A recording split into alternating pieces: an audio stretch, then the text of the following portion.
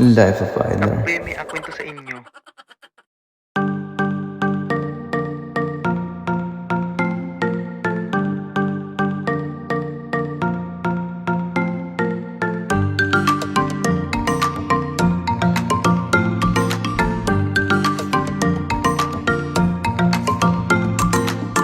Araw ng 27, buwan ng Enero, taong 1988 ay ipinanganak ang isang maputi, malusog at napaka-cute na bata. Hayaan nyo na, kwento ko to eh. Birthday ko naman. Sige na. Ito na nga ang pinakamasayang araw sa buhay ng aking mga magulang, ang pagkakaroon ng magandang anak. Yes po, ako po yun. Kaarawan ko po ngayong araw na ito at magsa-celebrate kami. Ngayon, sa tabi ng dalampasigan. Tara, samahan niyo po kami.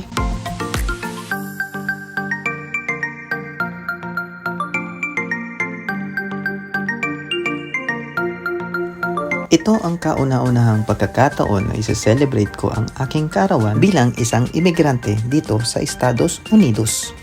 First time yan. Good thing is kasama ko ang aking mga magulang dito at isa kong kapatid pati ang kanyang baby husband. Unfortunately, meron pa ako mga kapatid na nasa Pilipinas. Shout out sa inyo mga kapatid, pati nga pala ang aking mga tito, tita dyan sa Pilipinas.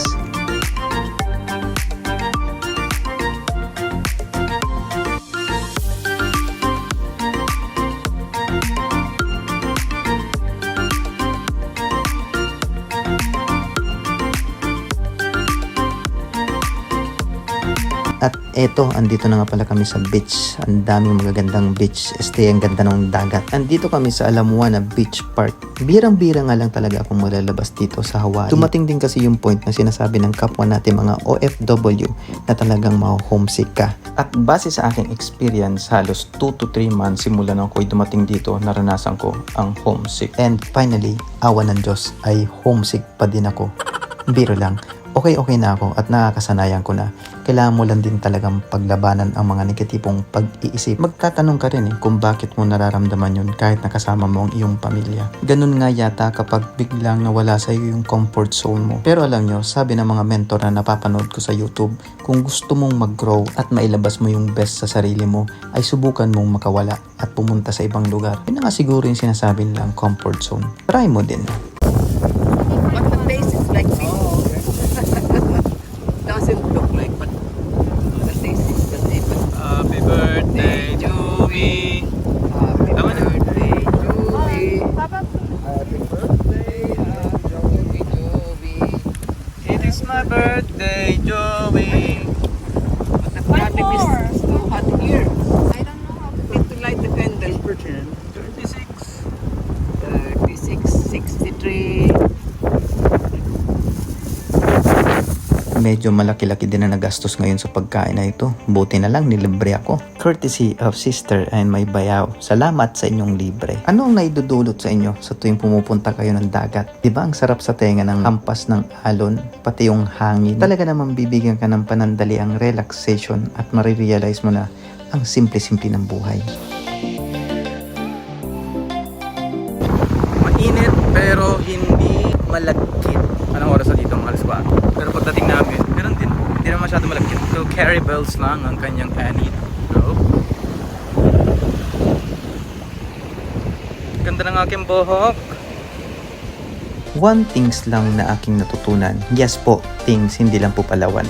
Napakaraming bagay na rin po ang aking nare-realize dito na ang kasipagan ay kailangan mo talagang gamitin. Kasi meron nga dito mga Pilipino na kumukuha ng double job, minsan nga triple job pa. Hindi lang minsan, halos karamihan pala ng mga Pilipino. Totoo pong malaki ang sinusweldo ng mga Pilipino dito, pero ang laki din po ng ginagastos. Imagine po, halos umaabot ng 50 to 100,000. Kung i-convert mo sa peso, ang magagastos mo kapag dito ka maninirahan. I'm walking barefoot. Minsan masarap sa pakiramdam. I should have brought my slipper. English yun. Pero sa laban ng buhay, lagi po tayong may choices. Nasa atin po yun kung saan po tayo magiging masaya, kung saan tayo magiging kontento sa buhay. Marahil tama nga din naman yung sinasabi na iba, na hindi sukatan ng tagumpay kung marami ka ng pera, marami ka ng lugar na napuntahan, o marami ka ng mga na-achieve sa buhay. Kasi yung iba, kahit na walang pera, ay napakalalim naman ang pundasyon ng pagiging mabuti sa kapwa nila at pagbibigay halaga sa relasyon na meron sila sa Diyos na ating sinasamba. Isang taon na naman ang lumipas at marami akong na-realize. Maraming salamat po sa inyong panonood. Hindi nga po pala ako vlogger, pero follow nyo na din. God is good all the time. All the time, God is good. Salamat po sa panonood.